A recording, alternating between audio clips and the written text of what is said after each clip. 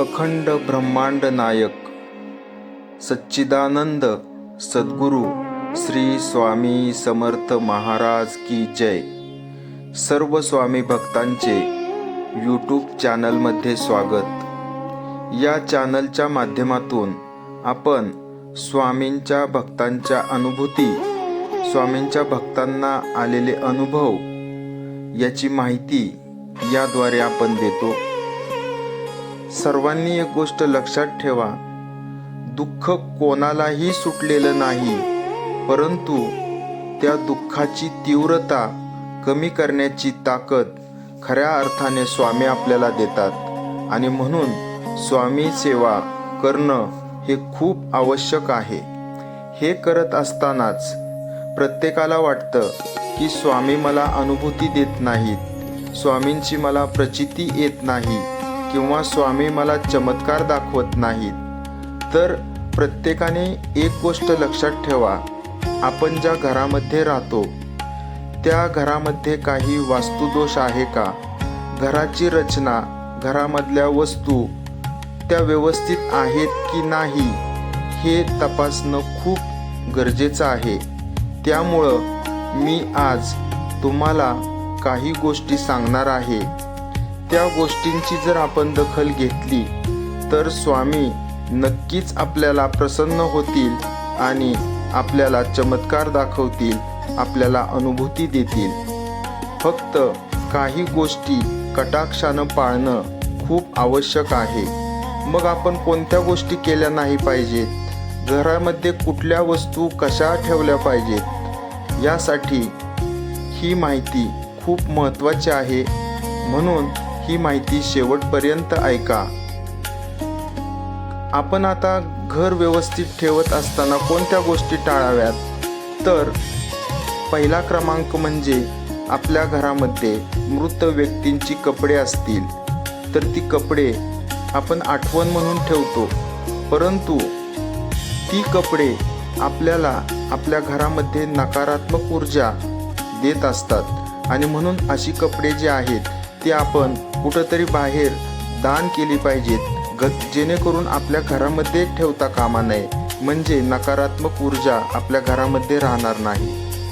आणखीन काय करायचं तर 2 नंबरला आपल्या घरामध्ये काही मूर्त्या असतात, जुन्या पुरातन कालामधल्या असतात की ज्या भंग पावलेल्या आहेत। अशा तुटलेल्या मूर्ती, हात तुटलेला असेल, कान तुटलेला असेल तर अशा मूर्तीसुद्धा आपल्या घरात ठेवू नका, कारण त्यामधून घरातलं वातावरण प्रसन्न राहण्याऐवजी नकारात्मक ऊर्जा ही तयार होत असते आणि त्याच्यामुळं त्या घरामध्ये अधोगती सुरू होते। 3 नंबरला काय करायचं तर देवी देवतांना वाहिलेली फुले असतात, हार असतात, निर्माल्य असतं, हे आपण आपल्या प्लॅस्टिकच्या कॅरीबॅगमध्ये तसंच घरात ठेवतो, 8-8, 10-10 दिवस, महिनाभर ठेवतो। तर ते घरात ठेवल्यामुळं नकारात्मक ऊर्जा घरामध्ये तयार होते, त्यामुळं घराचं प्रसन्न वातावरण राहत नाही आणि कुठल्याही कामामध्ये यश मिळत नाही। आणि म्हणून असं जे निर्माल्य आहे, फुले आहेत, हार आहेत, ते 8 दिवसानंतर नदीमध्ये वाहून देणं खूप आवश्यक आहे। आणखीन काय करायचं तर आपण घराला, तसंच आपली गाडी असेल, कार असेल, त्याला लिंबू मिरची नजर लागू नये म्हणून लावतो आणि ते एकदा लावल्यानंतर तसंच ते 8-15 दिवस, महिनाभर तसंच राहतं। ते तसंच ठेवल्यामुळं आपल्या घरामध्ये किंवा गाडीला नकारात्मक ऊर्जा प्राप्त होते आणि म्हणून अशा वस्तू जास्तीत जास्त 8 दिवस ठेवून त्या आपण नदीमध्ये विसर्जित करणं गरजेचं आहे। तसंच आपल्या घरामध्ये कॅलेंडर असतं, वर्ष संपल्यानंतर हे जुनं कॅलेंडर आपण तसंच ठेवतो, तर ते ठेवल्यामुळं आपल्या घराची प्रगती होत नाही, घर अधोगतीला लागतं आणि म्हणून हे जुने कॅलेंडर लगेच बाद करून हे बाहेर रद्दीमध्ये विकून टाकावे व घरामध्ये नवीन कॅलेंडर लावावे। त्यानंतर काय करायचं, आपल्या घरामध्ये शोभेची जी झाडं असतात त्यामध्ये जर काटेरी झाडं आपण लावली की ज्या झाडांना काटे आहेत, अशी झाडं लावल्यामुळं आपल्या घरामध्ये नकारात्मक ऊर्जा ही तयार होते आणि त्यामुळं आपल्या घरामध्ये प्रगती होत नाही किंवा घरामध्ये आजारपण येतं. आणि म्हणून हे टाळण्यासाठी शक्यतो आपल्या घरामध्ये, कुंडीमध्ये किंवा आपल्या परसबागेमध्ये अशी काटेरी झाडं झुडपं लावू नये.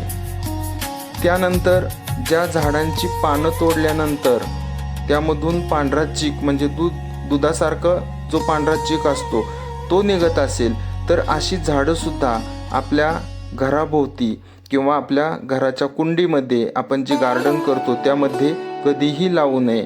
कारण त्याच्यामधून सुद्धा एक प्रकारची नकारात्मक ऊर्जा ही निर्माण होत असते. अजून काय आपण दक्षता घेतली पाहिजे तर घरामध्ये फुटका आरसा असेल, तो फुटका आरसा आपण तसाच ठेवतो, तर तसाच न ठेवता तो फेकून द्या आणि त्याच्याऐवजी एक दुसरा नवीन आरसा घेऊन तो आपल्या घरामध्ये लावणं कधीही चांगलं. कारण त्याच्यामुळे सुद्धा एक प्रकारची नकारात्मक ऊर्जा ही घरात निर्माण होते आणि कुठल्याही कामामध्ये यश मिळत नाही. किंवा नोकरीचं काम असेल, शेती असेल, कुठला व्यवसाय असेल त्याच्यामध्ये यश मिळत नाही. आणि म्हणून अशी बंद पडलेली किंवा फुटलेला आरसा असेल त्या वस्तू घरात ठेवू नये. तसंच बंद पडलेली घड्याळं सुद्धा आपल्या घरामध्ये आपण ठेवतो.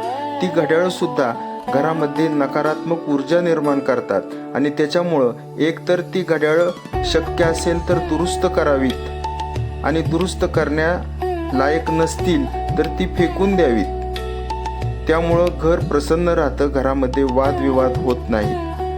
आपलं पैशाचं पाकिट सुद्धा जर फाटलेलं असेल तर ते सुद्धा फेकून द्यावं. कारण पैशाचं पाकिट जिथं लक्ष्मीचं वास्तव्य असतं हे पाकिट कधीही व्यवस्थित चांगलं असावं तरच तिथं लक्ष्मी वास करते आणि सकारात्मक ऊर्जा ही निर्माण होते आणि आपल्याला आर्थिक लाभ जो आहे तो वाढत जातो. तसंच आपलं पैशाचं कपाट असेल, जिथं आपली तिजोरी आहे, अशा वस्तू किंवा त्या तिजोरीजवळ जास्त वस्तू ठेवू नये. त्याचा सुद्धा प्रभाव हा लक्ष्मीवर पडत असतो.